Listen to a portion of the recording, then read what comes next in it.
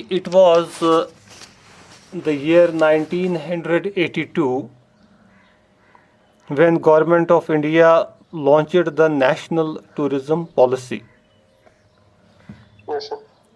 Because until 1982 there was a mention of development of tourism in the 5-year plans, but Yes, sir.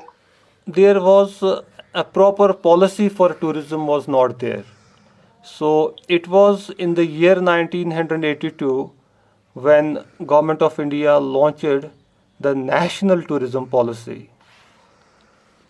And the specific feature of that policy was that in that policy there was a mention for development of tourism on a 6-point agenda. Development of tourism on a 6-point agenda, right? Yes, sir.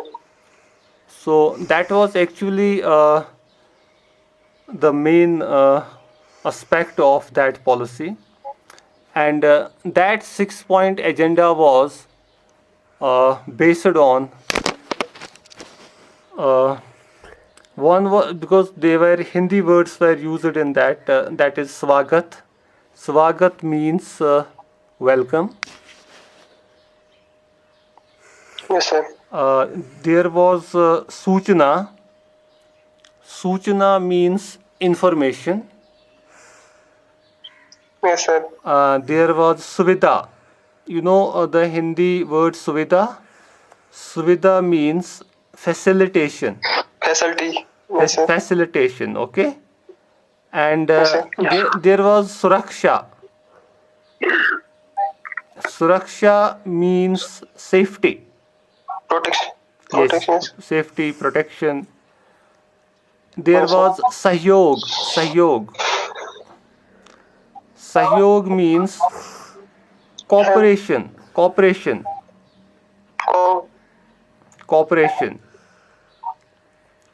And yes, sir. there was Samarchana. Samarchana, another Hindi word that means infrastructure development. Samarchana means infrastructure development. Development. So the basic purpose of this policy, that is the National Tourism Policy, was to do or to put an emphasis on socio-economic development in a balanced way, to support and preserve the outstanding heritage and culture of India. So that was actually the objective of this national tourism policy. That is, it was focused on that there should be a socio-economic development in the country because of tourism, and at the same time it should be in a balanced way. जो हमने planning में पहले discuss किया, we have talked about various considerations in planning, isn't it? Environmental, Yes, sir. socio-cultural, Socio-cultural, economic. economic. Yes, sir. तो उसमें हमने ये चीज़ें डिस्कस की कि अगर हमको किसी डेस्टिनेशन को डेवलप करना है तो उस डेस्टिनेशन की जो डेवलपमेंट है, टूरिज्म प्रोडक्ट का कहीं पे डेवलप करना है, तो हमारा फोकस इस तरीके से होना चाहिए कि हमको प्लानिंग के समय उसकी एनवायरमेंटल कंसिडरेशंस भी देखनी है, हमको सोशियो कल्चरल पर्सपेक्टिव से भी देखना है, हमको इकोनॉमिक पर्सपेक्टिव से भी देखना है. अगर हम खाली इकोनॉमिक पर्सपेक्टिव से देखेंगे तो हम सोचेंगे कि हम पैसा कमाएंगे टूरिज्म से, लेकिन यहाँ से हम अपने ही एनवायरनमेंट को डैमेज करेंगे, तो वो बैलेंस्ड अप्रोच नहीं कहलाएगा. तो बैलेंस्ड अप्रोच में ये है कि आपका फोकस उस तरीके से हो ताकि डेवलपमेंट हो, लेकिन it should be in a balanced way. ये नहीं कि एक साइड से ठीक हो जाएगा और दूसरा साइड खराब हो जाएगा. आप समझ sir. रहे हैं? Yes, sir. Okay, so you are able to understand Danish, Atif? क्योंकि आपने किया ना पिछले टॉपिक से ये मिस, जब हम डिस्कस कर रहे थे, यू आर नॉट देयर। हम इस वक्त टूरिज्म प्लानिंग का टॉपिक हमने लिया है, ये 4th यूनिट हम डिस्कस कर रहे हैं, लेकिन आपने बहुत सारे पिछले लेक्चर्स मिस किए जिसमें हमने प्लानिंग को पूरी तरह से डिस्कस किया था। तो आज जो हम इस वक्त स्टडी कर रहे हैं वो है कि हम नेशनल प्लानिंग पे ये 4th चैप्टर ज़्यादा फोकस दे रहा है। तो इसमें मैं अभी जिक्र कर रहा हूँ नेशनल टूरिज्म पॉलिसी का, Policy. National tourism policy. Policy. Okay, तो नेशनल टूरिज्म पॉलिसी में जो कि 1982 में फ्रेम हो गई, गवर्नमेंट ऑफ इंडिया की तरफ से लॉन्च की गई, तो उसमें जो हम अभी डिस्कस कर रहे हैं 6 एस्पेक्ट्स, 6 एस्पेक्ट्स के बेसिस पे, उसमें जो 6 एस्पेक्ट्स हैं वो हैं welcome, information, facilitation, safety, cooperation and infrastructure development, right? तो ये चीज़ें जो है ये इन्हीं पैरामीटर्स पे, इन्हीं एस्पेक्ट्स पे इस पॉलिसी को डिज़ाइन किया गया। वो ये है कि जब हम वेलकम की बात करते हैं तो उसका मतलब है कि हमारी जो टूरिज़्म पॉलिसीज़ हैं कंट्री लेवल पे, वो ऐसे फ्रेम करनी है कि टूरिस्ट को वो वेलकम करे। मतलब जैसे कि सपोज़ पिछली बार हम डिस्कस कर रहे थे वीज़ा पॉलिसी, वीज़ा होता है ना, क्योंकि वीज़ा जब तक नहीं होगा तब तक एक टूरिस्ट नहीं आ सकता है यहाँ पे, राइट? किसी और कंट्री से फॉरेन टूरिस्ट। अगर वीज़ा पॉलिसी फ्लेक्सिबल हो तो उसमें फॉरेन टूरिस्ट ज़्यादा प्रेफर करेंगे यहाँ आना। अगर बहुत रिजिड है, वीज़ा ही नहीं देती है कंट्री, तो फिर फॉरेन टूरिस्ट को यहाँ आने में डिफ़िकल्टी होगी। वो कंट्री प्रेफर करेगा जाना जहाँ पे उसको वीज़ा मिले, वकेशंस उसको स्पेंड करनी है, तो वो उस कंट्री में प्रेफर करेगा जाना जहाँ पे वीज़ा भी मिलेगा आराम से। तो इसमें उस चीज़ पे भी फोकस है कि जब हम फैसिलिटेशन की बात करते हैं तो वो प्रोसेसेस जो हैं वीज़ा रिलेटेड या बाकी जो ट्रैवल डॉक्यूमेंट्स हैं उनको फैसिलिटेट करने के लिए वो चीज़ें ज़रूरी हैं। वैसी ही पॉलिसीज़ डिज़ाइन की जाती हैं जिससे उनकी डॉक्यूमेंटेशन फैसिलिटेट हो जाए और उनको आने में सहूलियत हो जाए। तो फिर हम जब बात करते हैं प्रोटेक्शन की, तो प्रोटेक्शन में या सेफ्टी जिसे हम कहते हैं, हमको ऐसा एनवायरनमेंट कंट्री में प्रोवाइड करना है जो टूरिस्ट्स के लिए सेफ एंड सिक्योर हो। आपने शायद टीवी पे एड्स देखे होंगे, एक जिसमें इनक्रेडिबल इंडिया में ही आते थे वो, और उसमें आमिर खान का भी यूज़ किया जाता था और भी कुछ सेलिब्रिटीज़ को यूज़ किया जाता था उन एड्स में। तो उसमें एक मैसेज कन्वे की जाती थी जहाँ पे सपोज़ कोई टूरिस्ट के साथ थोड़ा सा गलत बिहेवियर में बात करता था या उसको चीट करने की कोशिश करता था तो थर्ड पर्सन इंटरफेयर करता था उसमें। So have you ever noticed this ad on TV? TV पे अक्सर आता था ये एड। टूरिस्ट फॉरेनर्स होते थे तो उसमें कोई हाँ ना, आपने देखा है वो। तो फिर जब उसको वो चीट करने की कोशिश करते हैं तो थर्ड पर्सन वहाँ से उसमें इंटरफेयर करता है और उस रिक्शा वाले या जो वो चीट करने वाला है उसको काफ़ी डांटता है और वो बोलता है उसको कि आपको क्या है, मतलब आपको तो ये तो फॉरेनर हैं तो आपको क्या है इनके साथ। लेकिन वो उसको बोलता है उसमें कि गेस्ट इज़ गॉड, तो ये हमारे मुल्क के मेहमान हैं, इज़न्ट इट? तो एक्चुअली वो जो पॉलिसी थी गवर्नमेंट की, नेशनल टूरिज्म पॉलिसी, उसमें ये फोकस था कि ये चीज़ जो है इसमें कि आम जो सिटीज़न है कंट्री का, a common citizen of the country also is bothered about this thing, that he is very sensitive toward the tourists, so that the tourist will feel secure and safe while he is moving in the country. तो उसको ये लगे कि वहाँ पे, और जो बाकी लोग हैं जो चीटिंग करते हैं या ऐसे करते हैं टूरिस्ट्स के साथ गलत बिहेवियर, उनको भी ये लगे कि हर कोई सिटीज़न इंटरफेयर कर सकता है अगर मैं टूरिस्ट के साथ कुछ करूं।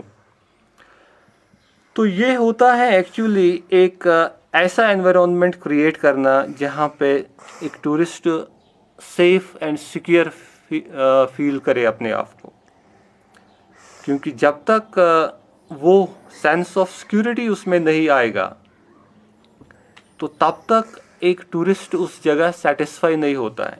जैसे अभी आपका सपोज इरम, साकिब, आप एक ये आतिफ काम कर रहे हैं इस प्रोजेक्ट पे, अनरेस्ट पे, तो उसमें आपने ये चीज़ें डाले हैं स्टेटमेंट्स में भी। जैसे इरम ने मुझे मेल भी किया था, मैंने देखा वो आपका मॉडिफाइड क्वेश्चनेयर, तो उसमें सपोज़ आपने ये चीज़ें लिखी हैं कि अगर अनरेस्ट हो तो आप कैसे महसूस करेंगे, आप आना चाहेंगे या नहीं आना चाहोगे। तो ये चीज़ें जो हैं उसमें इसलिए हैं कि जब तक एक सेंस ऑफ सिक्योरिटी एक टूरिस्ट में नहीं होगा और अनरेस्ट की कंडीशन में उसको वो सेंस ऑफ सेफ्टी नहीं रहता है, तो इसलिए वो ऐसी सिचुएशन में जाना पसंद नहीं करता है। तो अब अनरेस्ट थोड़ा बहुत हायर लेवल है जहाँ पे सेफ्टी कंप्रोमाइज़ होती है टूरिस्ट की, लेकिन कुछ माइनर इंसिडेंट्स होते हैं। सपोज़ किसी जगह टूरिस्ट को कोई चीज़ चोरी करे, तो वहाँ पर भी टूरिस्ट को लगता है कि मेरे पोजेशंस, जो मेरी चीज़ें हैं, वो सेफ नहीं हैं उस जगह। तो ऐसी चीज़ों से भी टूरिज़्म पे एक काफ़ी नेगेटिव इम्पैक्ट पड़ सकता है। या फॉर एग्ज़ाम्पल टूरिस्ट को जिस जगह कहीं जाना है तो उसको कोई ओवर चार्जिंग करे,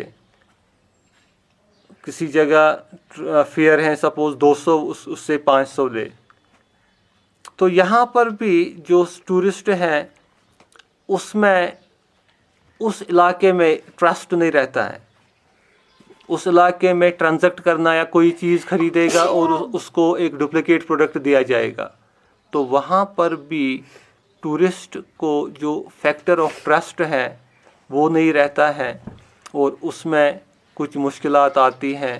तो इसके लिए इस नेशनल टूरिज़्म पॉलिसी में एक एम्फेसिस किया गया on safety and security, that is to create the environment of safety for the tourists. तो जहाँ पे ऐसा एनवायरनमेंट क्रिएट होता है वहाँ पे टूरिस्ट्स का आना जाना रहता है और वहाँ पे रिपीटेड टूरिस्ट्स पाए जाते हैं। जैसे हम बात करेंगे लद्दाख की, ले अभी की बात तो मैं छोड़ता हूँ क्योंकि आजकल वहाँ पे एक ये जो इंडिया चाइना स्टैंड ऑफ चल रहा है तो उसकी वजह से, और ऑलरेडी कोविड-19 की वजह से तो टूरिज़्म सारा हाल्ट पर है। लेकिन जो उसके बगैर जब हम लेह की बात करेंगे तो वहाँ पे सेंस ऑफ सेफ्टी और सेंस ऑफ सिक्योरिटी टूरिस्ट्स में मौजूद है, क्योंकि वहाँ पे जो लोग हैं लोकल रेजिडेंट्स वो चीट नहीं करते हैं टूरिस्ट को, ओवर चार्जिंग नहीं करते हैं। सपोज़ कोई चीज़ उनको बेचेंगे तो ये नहीं कि एक चीज़ बोलेंगे ये है लेकिन होगा दूसरा, ऐसा नहीं करते हैं। और वहाँ पे हालात भी आपने देखे होंगे, मतलब नॉर्मल होते थे, अभी थोड़ा ये जो बॉर्डर टेंशन है इसको छोड़ के वहाँ से हालात नॉर्मल होते थे, कॉन्फ्लिक्ट भी नहीं था। तो उस वजह से वो सेंस ऑफ सेफ्टी वहाँ पे फील करते थे टूरिस्ट्स, और वहाँ पे फॉरेन टूरिस्ट अराइवल्स काफ़ी ज़्यादा होते थे इस टाइम। मतलब जुलाई लगभग फुल होता था लेह टूरिस्ट से, फॉरेन टूरिस्ट से। इवन घर घर में टूरिस्ट्स होते थे, क्योंकि वहाँ पे होम स्टे एकोमोडेशन के साथ काफ़ी लोग जुड़े हैं। तो इतना लेह सिटी में आजकल वहाँ पे इतना मैंने देखा था इस मंथ में, मतलब जुलाई लगभग पीक होता था, क्योंकि मौसम इस वक्त ठीक होता था वहाँ पे। तो ऐसा लग रहा था कि जुलाई के महीने में वहाँ पे जो फॉरेन टूरिस्ट्स थे वो आउट नंबर करते थे लोकल पॉपुलेशन को। मतलब जितने लोकल लोग नज़र आते थे उससे ज़्यादा फॉरेनर्स नज़र आते थे, उतने टूरिस्ट्स होते थे। तो ये एक्चुअली क्योंकि सेंस ऑफ सेफ्टी थी वहाँ पे टूरिस्ट्स को, और जो टूरिस्ट इस साल आते थे 2-3 सालों के बाद वही फिर से आते थे, रिपीटेड टूरिस्ट्स वहाँ पे आते थे, क्योंकि उतना सेफ एंड सिक्योर वो महसूस करते थे वहाँ पे अपने स्टे के दौरान। तो that is actually about safety. Then we talk about cooperation. तो कॉपरेशन से पहले हमने एक इंफॉर्मेशन डिस्कस किया था। तो इंफॉर्मेशन भी इम्पॉर्टेंट है कि सुविधा, जिसको हिंदी में इन्होंने वर्ड यूज़ किया है। तो इंफॉर्मेशन पूरी होनी चाहिए। सपोज़ डेस्टिनेशंस के मुतल्लिक, डेस्टिनेशंस में क्या फैसिलिटीज़ हैं अकोमोडेशन के लिहाज से, बाकी रिक्रिएशन के लिहाज से, मौसम के लिहाज से, किस टाइम कैसा मौसम रहता है। तो ये चीज़ें भी बहुत ज़रूरी हैं। तो इसके लिए नेशनल टूरिज़्म पॉलिसी में इंस्ट्रक्शंस दी गई तमाम स्टेट टूरिज़्म डिपार्टमेंट्स को, जिसमें जम्मू कश्मीर का टूरिज़्म डिपार्टमेंट भी शामिल है। तो उनको ये इंस्ट्रक्शंस दी गई कि that you have to generate and disseminate information about your tourism destinations. जो भी टूरिज़्म डेस्टिनेशंस आपकी हैं उनके बारे में आपको जनरेट करनी है, और डिसेमिनेट मीन्स वो पास ऑन करनी है इंफॉर्मेशन, ताकि उसके बारे में पता लगे टूरिस्ट्स को किस जगह, हाउ टू रीच देयर जैसे होता है। आपने टूरिज़्म डिपार्टमेंट के ब्रोशर्स तो देखे होंगे, है ना। तो जो ब्रोशर होता है, ब्रोशर में डिटेल होती है डेस्टिनेशंस की। फिर वहाँ पे हाउ टू रीच देयर, वहाँ कैसे पहुँच सकते हैं, मोड ऑफ ट्रांसपोर्ट क्या कर सकते हैं, फिर वहाँ पे बेस्ट टाइम टू विज़िट क्या है, फिर वहाँ पे एकोमोडेशन रिलेटेड क्या फैसिलिटीज़ हैं, फिर वहाँ पे खाने पीने के रिलेटेड क्या फैसिलिटीज़ हैं, रिक्रिएशन के रिलेटेड क्या फैसिलिटीज़ हैं। तो ये सारी चीज़ें जो है, फिर उनके कॉन्टैक्ट नंबर्स भी लगे होते हैं। आजकल ईमेल आईडीज़ या वेबसाइट्स अगर हैं वो भी लगे होते हैं उस पर सारी डिटेल्स। तो वो होती है इंफॉर्मेशन, और वो भी बहुत ज़रूरी है। जैसे परसों हम डिस्कस कर रहे थे कुछ दिन पहले कि अगर फॉर एग्ज़ाम्पल जो ट्रैवल एजेंसी अगर किसी को स्टार्ट करनी है,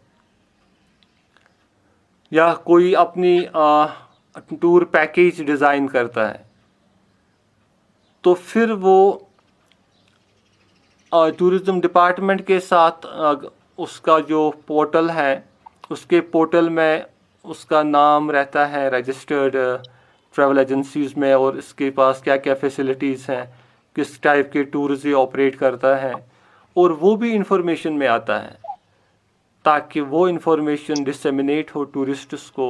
जो टूरिस्ट ऐसी पैकेज अवेल करना चाहता है, चाहे वो एडवेंचर टूरिज़्म के रिलेटेड हो, कोई ट्रैकिंग हो किसी पर्टिकुलर रूट पर, या कोई टेंटेड एकोमोडेशन फैसिलिटी किसी ने प्रोवाइड की है किसी डेस्टिनेशन पे, तो फिर वो टेंटेड एकोमोडेशन कोई टूरिस्ट अवेल करना चाहता है जो किसी जगह जाके टेंट्स में स्टे करना चाहता है, तो वो सब इंफॉर्मेशन अवेलेबल होनी चाहिए। तो this was actually the aspect of information in national tourism policy. तो फिर कॉपरेशन की हम बात करते हैं। तो कॉपरेशन में ये हैं कि because when we talk about tourism, suppose if there is a requirement and need of development of a tourism destination. So definitely it may be at some resort, some place which is far off, which is very close to forest areas. बाकी तो अब उसमें एक important factor आता है, that is accessibility, because unless and until you have accessibility, there is no possibility that tourism can flourish at that place. So in order to make a destination accessible, there is a requirement to make a road or to make any other alternative by which you can make it accessible, like a cable car or some other means of accessibility. तो उसमें कुछ बाकी departments के साथ भी collaboration करनी पड़ती है, चाहे फॉरेस्ट डिपार्टमेंट हो, चाहे और कोई डिपार्टमेंट हो, तो वहाँ पे कोऑपरेशन की ज़रूरत है. या फॉर एग्जांपल एक लोकल लेवल प्लानिंग हम डिस्कस कर रहे थे पिछले टॉपिक में, तो लोकल लेवल जो कि विलेज लेवल पे होती हैं, जहाँ पे सपोज़ पंचायत लेवल पे होती हैं, तो किसी टूरिस्ट डेस्टिनेशन को डेवलप करना है किसी जगह, तो वहाँ पे वो लोकल पॉपुलेशन जो है उनकी कोऑपरेशन चाहिए अच्छी तरह से उस डेस्टिनेशन को डेवलप करने के लिए. प्लानिंग में उनका सपोर्ट भी होना चाहिए. तो इस कोऑपरेशन को डेवलप करना भी बहुत ज़रूरी है. So there should be a liaison with different departments, with different people who are living in the society, irrespective of their cultural diversity. तो उनके साथ बाज़ाब्ता कोऑपरेशन होनी चाहिए, तब ही अच्छी तरीके से टूरिज़म को डेवलप किया जा सकता है. क्योंकि सपोज़ एक मल्टीकल्चरल सोसाइटी में where there is a pluralistic culture, that there is a possibility that there can be a conflict if there is no cooperation. Suppose if a particular culture is interested in promoting tourism to that place, but at the same time there is no cooperation from people who belong to some other religion or who are having some different culture, then there can't be a cordial environment for the tourists. तो वहाँ पे फिर tourist की safety compromise हो सकती है. So that is why policy making में एक थ्रस्ट दिया गया कोऑपरेशन पे, ताकि जो पॉलिसीज़ बने वो विद कंसेंसस बने, people are ready to develop that or to be a part of that policy or that plan, and that is only when there is cooperation then there can be consensus. तो इसमें cooperation पे focus किया गया. तो फिर एक important aspect जो है, जो infrastructure development है, तो क्योंकि ये 6 aspects हम discuss कर रहे हैं, that is स्वागत, सूचना, सुविधा, सुरक्षा, सहयोग तो cooperation है, and समर्चना, that means infrastructure development. तो infrastructure development जो है वो ज़रूरी है, because unless and until you have a proper infrastructure, you can't flourish tourism. So that is why there is a requirement to develop infrastructure. जैसे आप 3A's की अगर फंडामेंटल बात करेंगे तो उसमें भी accommodation है इम्पॉर्टेंट. जब टूरिस्ट कहीं जाएगा तो रुकने के लिए जगह होनी चाहिए, तो वहाँ पे accommodation डेवलप करनी है, चाहे वो होटल हैं, गेस्ट हाउस हैं, लॉज हैं. तो आजकल तो वेरियस जो अल्टरनेटिव फॉर्म्स ऑफ एकोमोडेशन आपने पढ़े हैं, तो camping site, tented form of accommodation. तो जिस जगह जो चीज़ फिजिबल है उसी हिसाब से उस जगह एकोमोडेशन डेवलप की जाती है. किसी जगह फॉरेस्ट एरिया ज़्यादा डेंस एरिया है, वहाँ पे पॉसिबल नहीं है होटल कंस्ट्रक्ट करना, तो ट्री हाउस एक अल्टरनेटिव है वहाँ पे ट्री हाउस एकोमोडेशन क्रिएट की जा सकती है। या उस किसी जगह बहुत स्लोपी होता है जैसे तो वहाँ पे hobbit houses as an alternative accommodation provide की जा सकती है।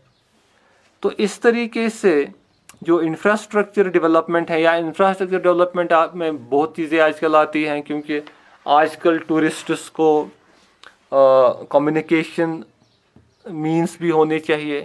सपोज़ आजकल मोबाइल नेटवर्क भी इम्पोर्टेंट है।